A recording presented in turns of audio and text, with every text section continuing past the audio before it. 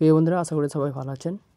বন্ধুরা, মাননীয় মুখ্যমন্ত্রী রামকৃষ্ণ মঠ থেকে সরাসরি মানুষের জন্য কী কী বার্তা দিলেন এবং স্কুল স্টুডেন্টদের জন্যে যে ট্যাব দেয় সেই নিয়েও কিন্তু নতুন করে কী বললেন এবং আরও বিভিন্ন কথা যেগুলো সরাসরি বললেন আজকের এই ভিডিওতে আপনারা দেখতে পাবেন যে মাননীয় মুখ্যমন্ত্রী মমতা বন্দ্যোপাধ্যায় কী কী বললেন এই ভিডিওর মাধ্যমে। তো সরাসরি আপনারা ভিডিওটা দেখতে থাকুন এবং এই ধরনের আপডেট পেলে চ্যানেলটিকে সাবস্ক্রাইব করে রাখবেন এবং এই চ্যানেলের ভিডিওগুলি আপনার বন্ধুদের সঙ্গে শেয়ার করতে ভুলবেন না। চলুন আপনাদেরকে সেই ভিডিওটা দেখিয়ে দিই কী কী বলেছেন মাননীয় মুখ্যমন্ত্রী।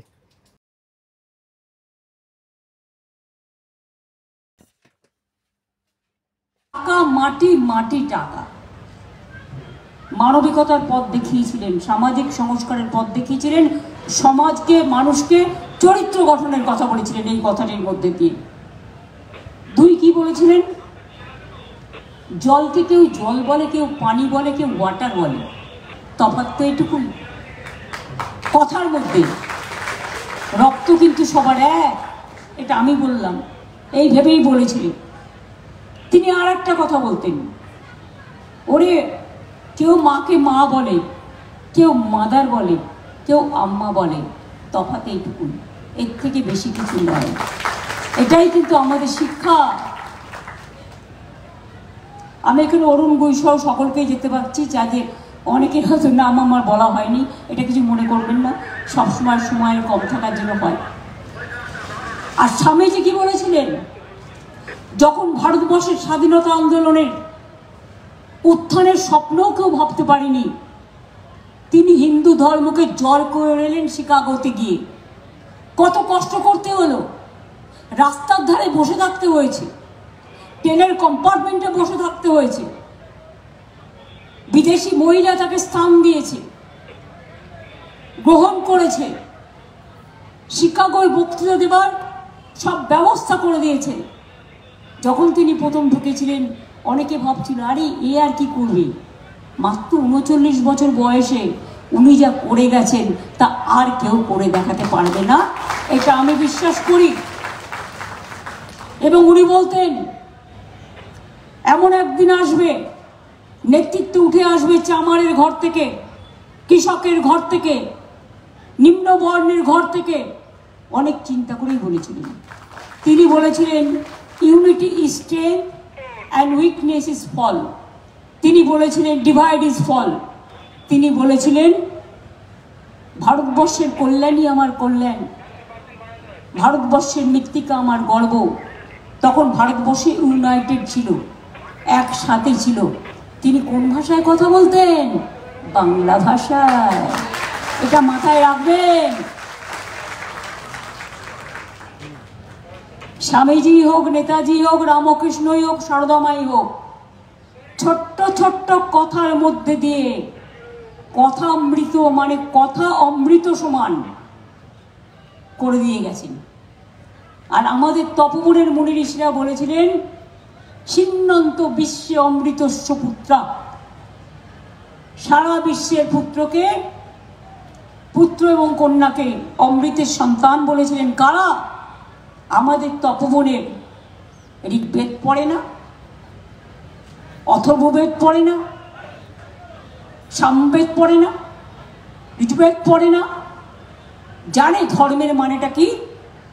এক ধর্ম আর এক ধর্মকে সহনশীলতায়, আদরে, স্নেহে, শুভকামনায় একত্রিতভাবে রাখবে, এটাই ধর্ম।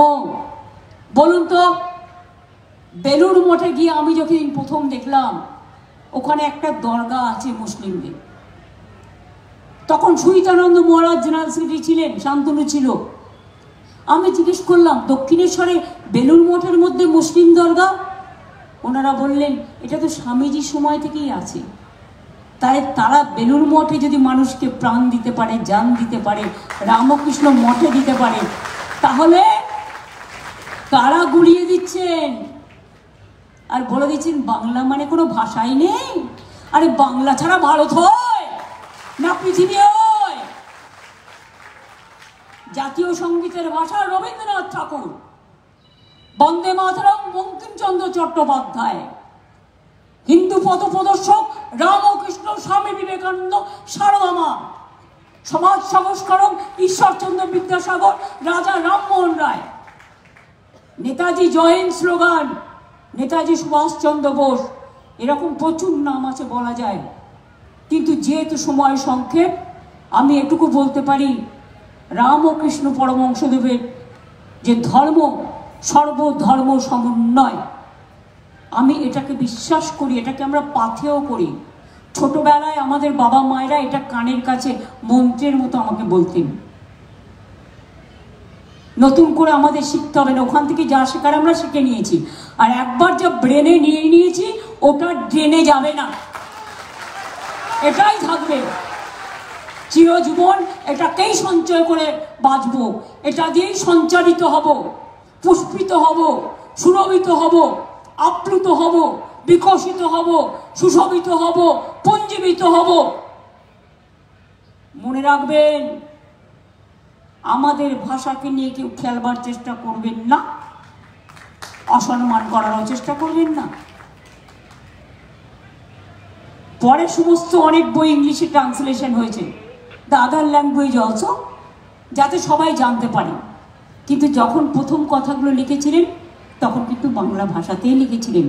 কথামৃত আমার মুখস্থ, স্বামীজির তরুণের স্বপ্ন, নেতাজি সুভাষচন্দ্র বোসের, আমরা ট্যাব দিই স্কুলে, যে স্মার্টফোন দিই তার নাম, স্বামী বিবেকানন্দের বাড়ি বিক্রি হয়ে যাচ্ছিল।